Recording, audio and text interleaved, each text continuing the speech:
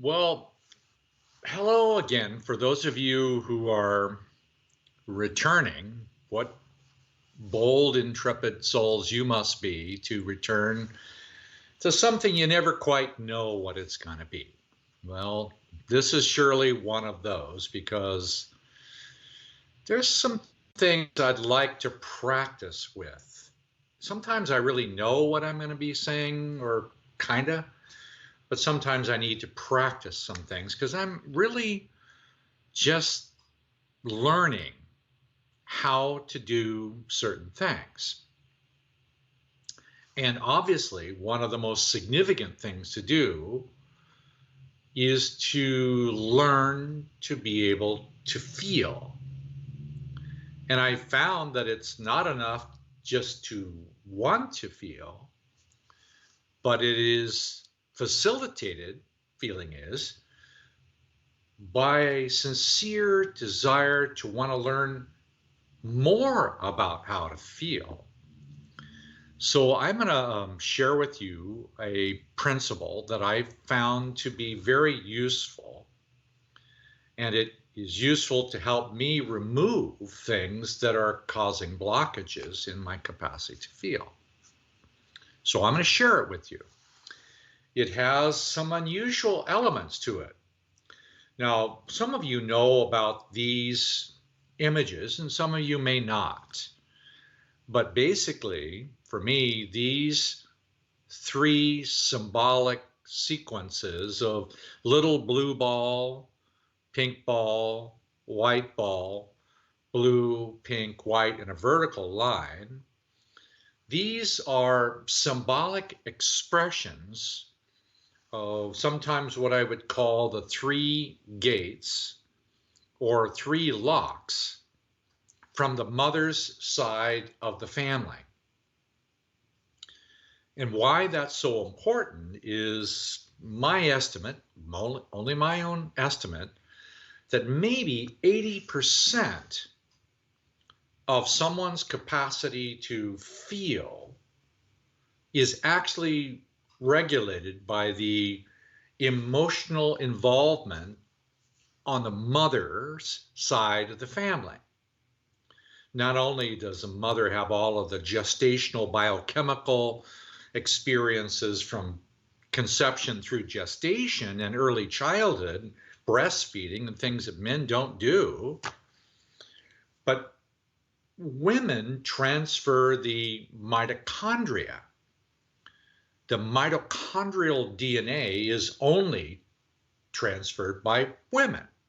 I don't think that's entirely fair to us men, but we'll talk about fairness another time. But 180,000 years of mother to daughter mitochondrial DNA that is virtually unchanged. So the energy-making metabolic engine inside the vital forces of the human being are primarily transmitted and in some ways regulated by the mother's side of the family. I could easily say to you, and I do believe this, my interior feminine, meaning the inside processes, is not only involved in, but is setting in motion my outside physical health, my outside physical social law of attraction. So my interior feminine is manifesting my outer social reality.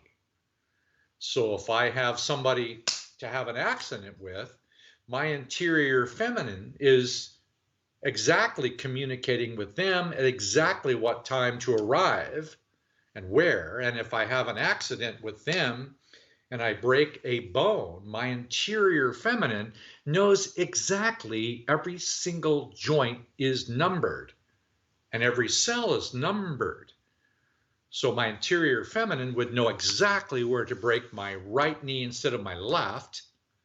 And it knows exactly, like a symphony, where to record or transmit the mitochondrial influences leading to the methylation principles of epigenetics, Yeah, I get it. That's a mouthful. All I'm saying is that the feminine is the inner mechanism and the memory of everything from my ancestral family tree and so on, including not just my mother and father's genetic contribution, but my grandparents and my great-grandparents, their influences, all given to me by micro little crystals on the genetic structure of the RNA.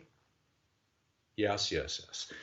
And the interior feminine holds my fingerprint, doesn't change, holds my blood type, that doesn't change, holds the personality attributes of my higher consciousness, in my opinion, that there's a mechanism inside or around me. That's really important. So for me, this mechanism that holds my energy field, spirit, body, soul together, whatever you want to call it, higher consciousness, egoic duality thing, that's all held together by women. Just when you thought you weren't really acknowledged and appreciated, no. It's feminine. So the back side of my experience is feminine and the front side of my experience is masculine.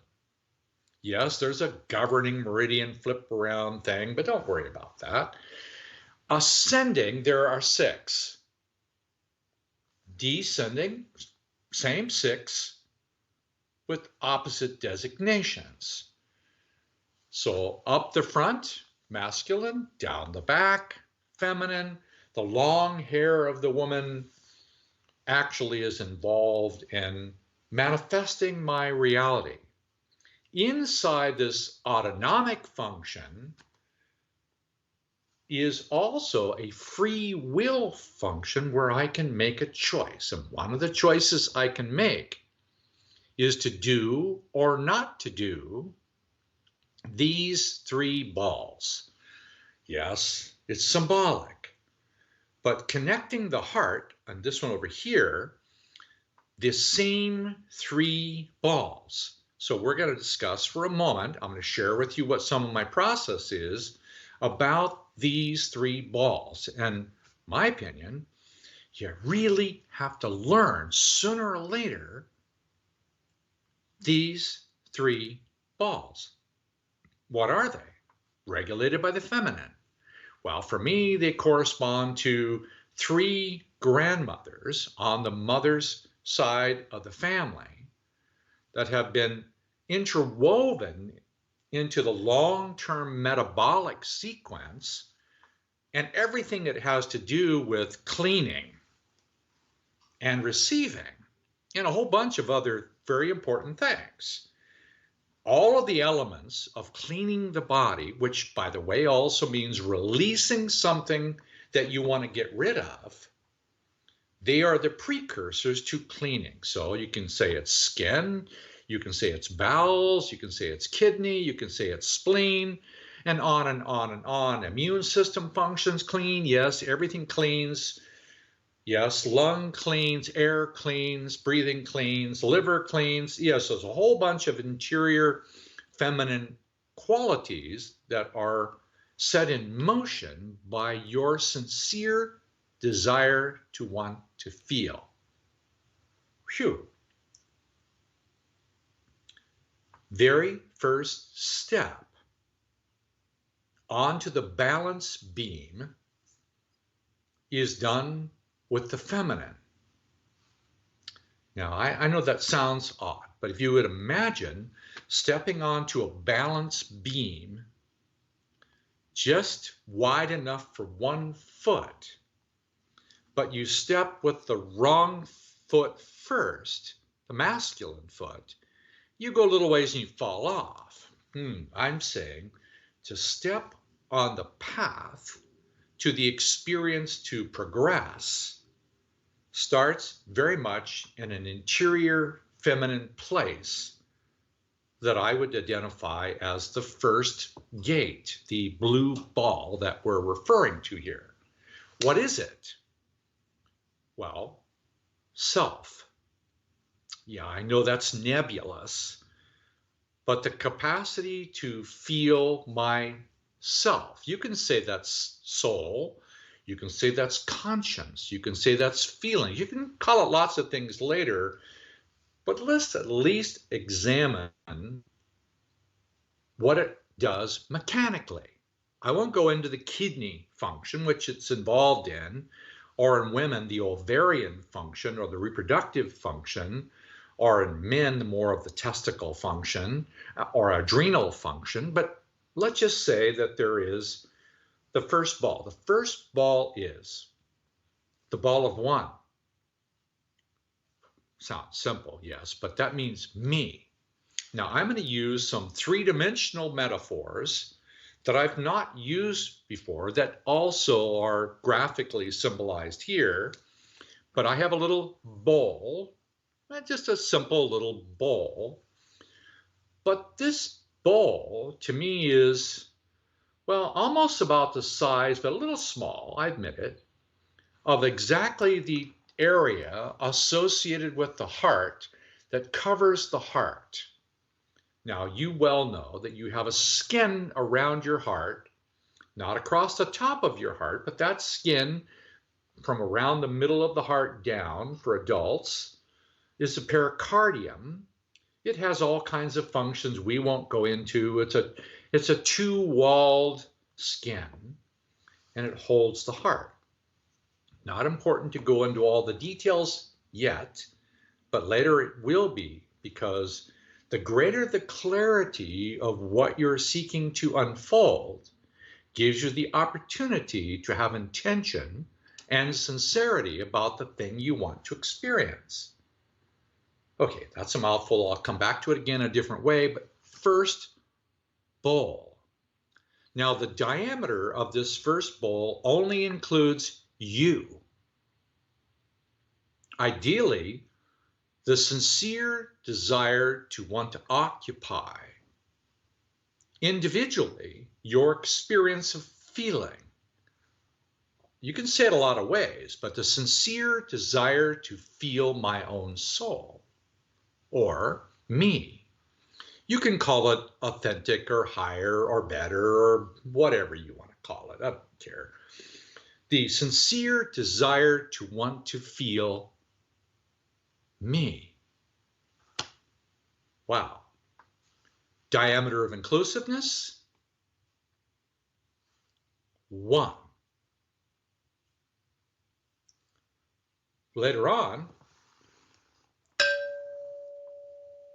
there's a second bowl, a little bigger than the other bowl, and they're binary, meaning normally they exist in duality, which is kind of where we really exist physically anyway. And they're binary, meaning they're not typically unified. The second bowl has an entirely different function than the first bowl, but the diameter of inclusiveness, which just means how many people are included. First bowl, 1, self. Second bowl, this is kind of hard to imagine, others. Self, others.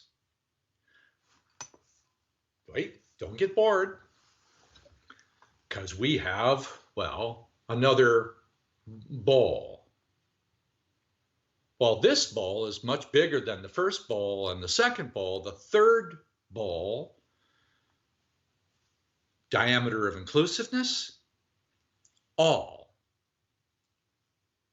Well, yeah, that's a pretty big word you're saying, right?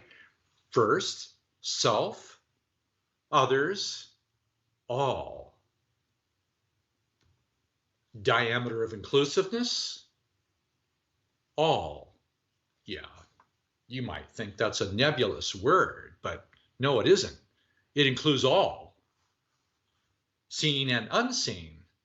No, not just your neighborhood or country, or, yeah, you might think of it as the global interconnectedness of all living things. Well, yeah, that's true too. But did I mention it's all?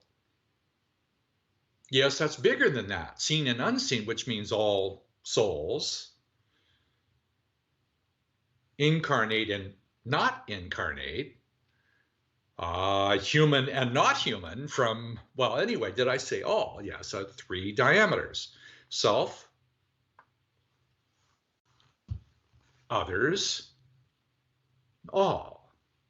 You can't get to the other ones without doing the first one first. Meaning, in order to exactly use these instruments, one must be willing to occupy the first one from the very beginning with the left foot. I know that's strange, but I'm just using the left foot example as the feminine side, the sincere desire to feel. Now, the problem is that this, cup, it's filled with a whole bunch of other things. It's just filled with things. Because even though the original you might have come from the divine, pristine presence of the feminine, flawless, you were only designed perfectly, and at the point of conception, you received a whole bunch of other things from mother and father and family tree, and well, only God knows what else you actually received, but you received a whole bunch of stuff. And some of these stuff, well, they're like little crystals. This just happens to be a smoky quartz crystal, no particular affinity for me, but it's a rock. Some of the things in here are little seeds from, some Tibetan place that makes seeds, whatever. It's a plant kingdom. So you have mineral kingdom, plant kingdom, animal kingdom ingredients in here, right? No. Inside your own personal place, you're crowded out by a whole bunch of other experiences of feelings, many of which you didn't put there. They were put there without your barrier of associated will or a boundary of saying, no thanks, that's not mine, that belongs to you. As a child, you had no boundary of willfulness to be able to reject it, and it was automatically imprinted or transmitted unknowingly from your grandparents or great-grandparents, and arrived down to the experience of saying, here, you take on now my memory of my unresolved relationship about men and authority, or you take on my unresolved issues about shame, whatever, and you get this memory inside your ball. And it has an influence. And then by the age of 7 to 8, this ball is closed. It's not so easy to get into it anymore if you're an adult trying to influence your children. Pretty much the icing's on the cake by 8. But what's in here may not be so sweet. It could be the memory of alcoholism or hatred of a religion or this or that, or you name it, all the typical experiences that are categorized to be there and calibrated to be in there somewhere. Sorry about mixing the words there, but this bowl has a memory like a symphony. It knows exactly where to remember or hold, in which knuckle, what cell, what joint, what organ, what gland, what body system, that particular feeling is going to be remembered and or stored. Phew. Your job, should you choose to accept it, is to occupy the bowl for the very first time. You might think that your feelings are your feelings. And yeah, they are and they aren't. Because oftentimes we're being influenced because we have a particular memory from one particular great-grandmother. It's inside of our bowl, so other people come along and go, hey, let's have an interaction to replicate that feeling for you. The law of attraction is designed to reveal everything that's inside your bowl. So if there's an unresolved memory given to you by your mother's family or your father's family, it's in there already. And there might be a whole bunch of other ones that you don't really want to have in there at all. For example, would you like to have the sociological religious history of thousands of years of male-female inequity that leads to violent hatred and torture and all? Do you really want mass consciousness memory in here about, you know, witches and killing and murder and savagery? You know, sorry, but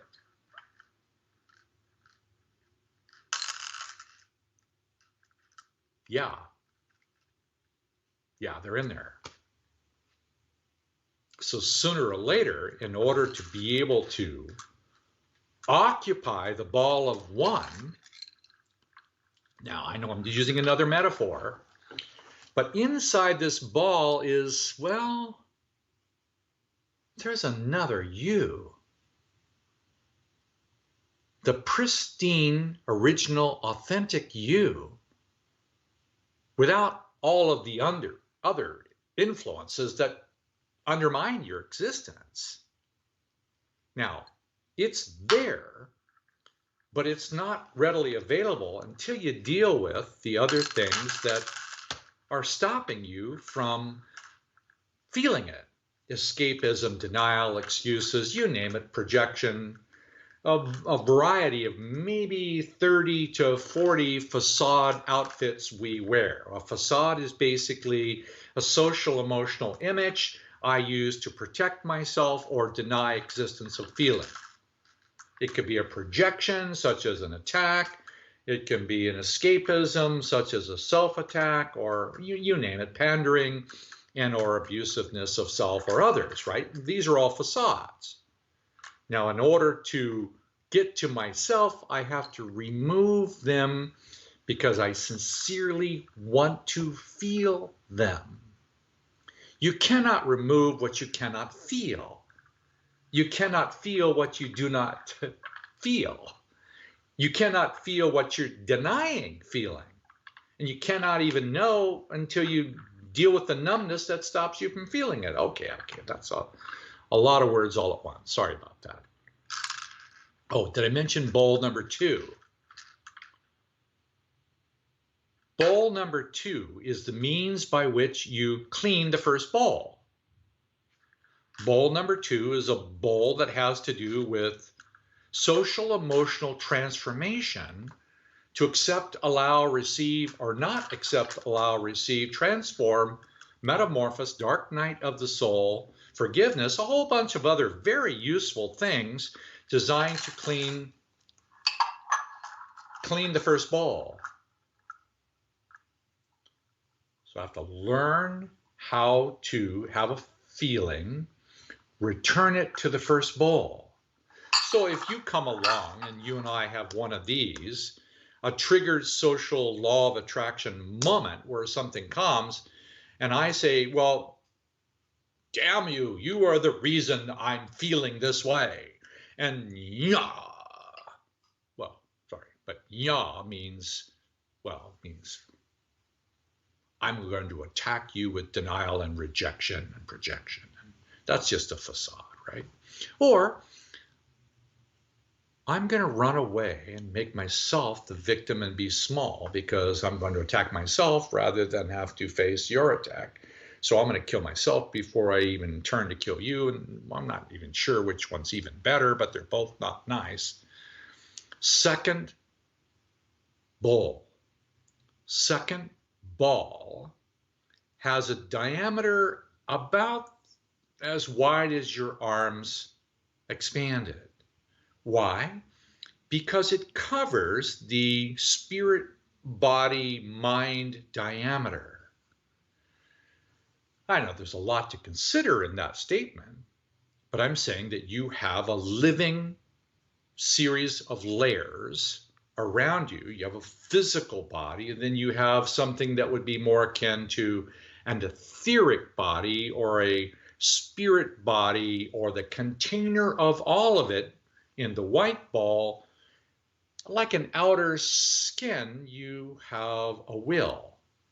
That will being primarily linked to your capacity to exist as a whatever you want, soul, person, existence.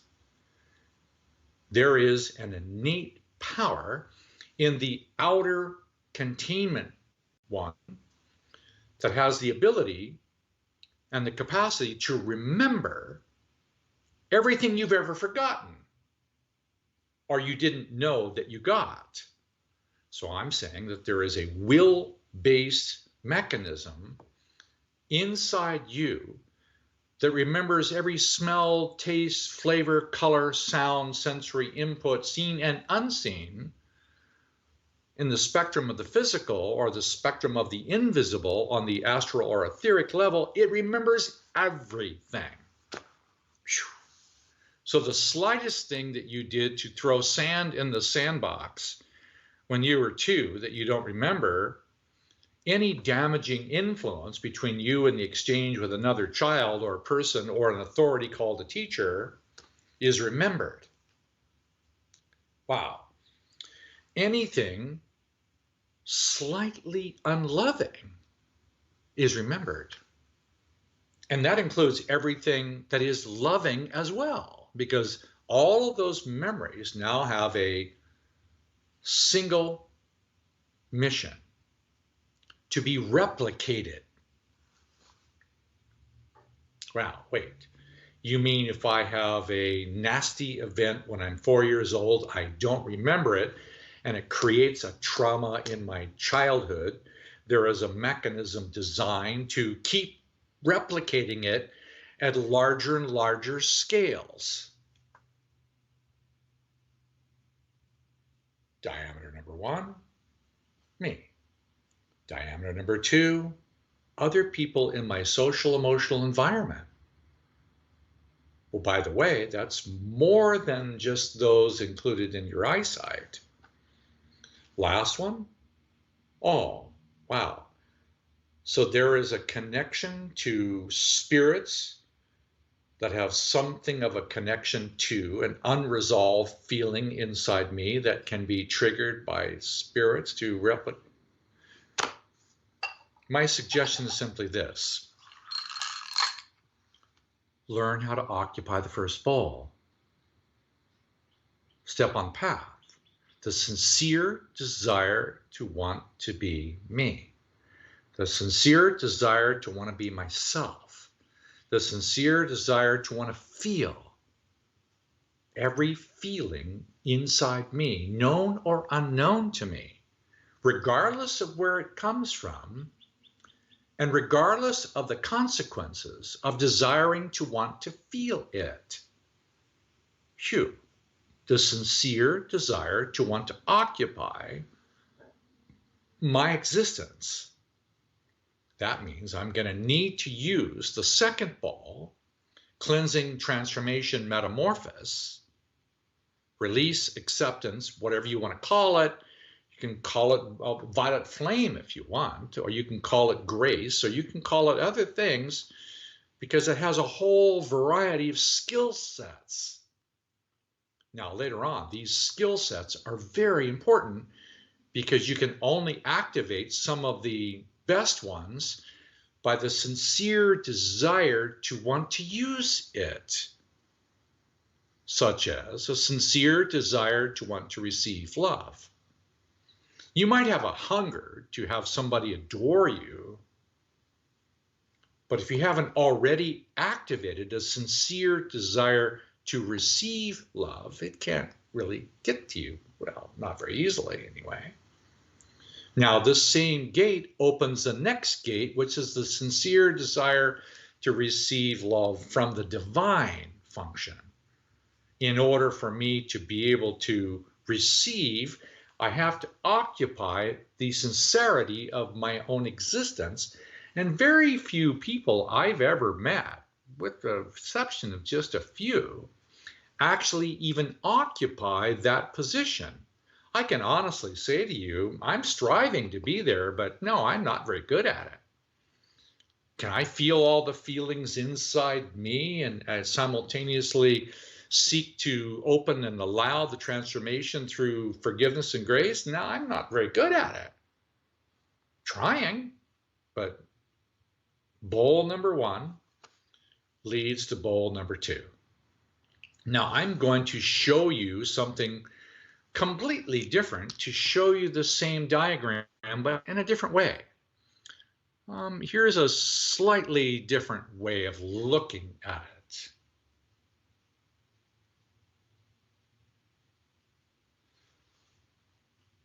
Self, others, and all. There are numeric sequences in sacred geometry which use the same mathematical principles. And even the green that's in the background here, the light phosphorus green, by the way, happens to be the love of truth.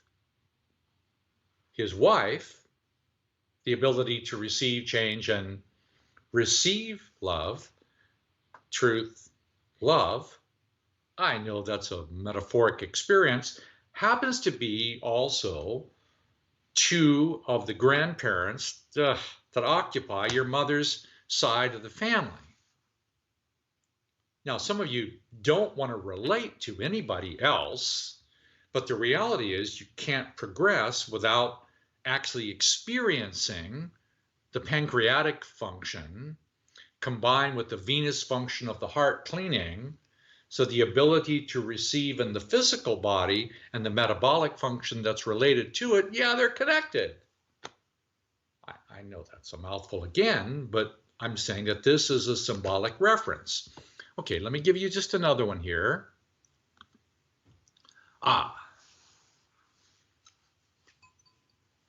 Second bowl. The color, the feeling, the metamorphosis of caterpillar into butterfly.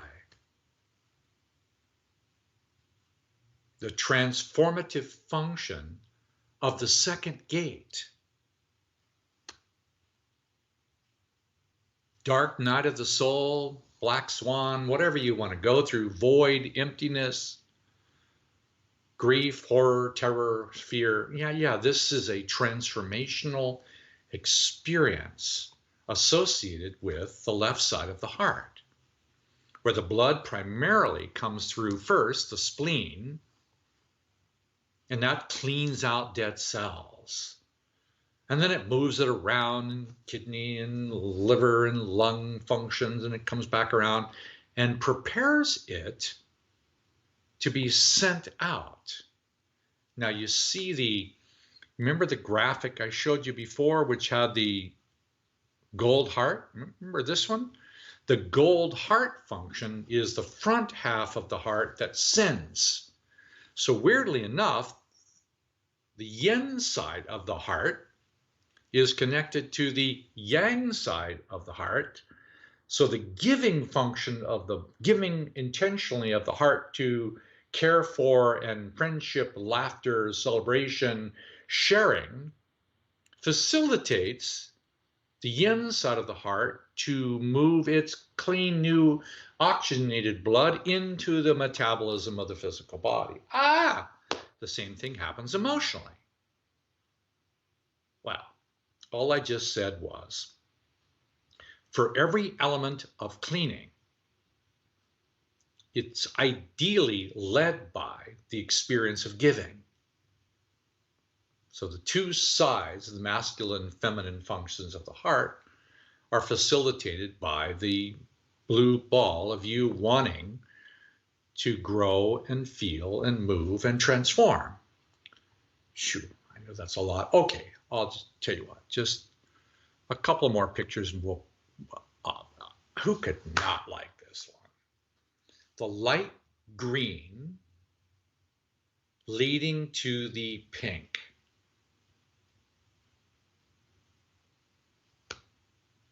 For me, that's truth unfolding into a larger diameter, love, And this happens to be the outcome of wanting to open the function of feeling with a sincere desire to want to transform while asking for the divine guidance of exactly how to do that. Now, I'm trying to do this because for me, it eventually should look like this. I know this is weird, but their actual feels like this. I've walked in them for miles above Telluride, Colorado. At 14,000 feet, there are some amazing fields like this, higher elevation functions. And why I'm showing you this is the third gate. The first, self. The second one, others, and all. You can say it's lily, rose, and, well, lotus, or all the other divine possibilities, that everything that we seek in the higher level is dependent on how well or willing that we are to occupy our own personal opportunity or responsibility, if you want to use that word, to become completely responsible, 100% responsible for not only all the triggers that come in, but all of the eventual flowers that we develop to send it out. Because the number of skills that are available, well, we'll just call it unlimited. So thank you for the patience of you giving me the opportunity to express my own journey, because oftentimes when I get a chance to do this with people who are willing to receive it, I come back to a deeper sense of presence about it, including the times of the day and the significance of the hour. So just before we go, I'll let you know that literally the time here is 11:58 in the morning, 2 minutes before midday. Now, it doesn't sound like anything, but midday is where the day starts to go down. All morning long, since midnight, it's been rising, and at that point right there is the very top at 12. Yes, I know that sounds like a lot to consider, but that happens to be 2 specific points in your father's family. And for me, it happens to also be the season of the year I'm in the Northern Hemisphere, which has to do with the function of the heart and the opening of the upper gates. Oh yeah, I know. And if you have a specific question that comes to you, other than, is this guy for real? You might post it on RAYID, and I'll see if I can get to it and answer it for you. Thanks for coming along. Talk to you soon. Bye-bye.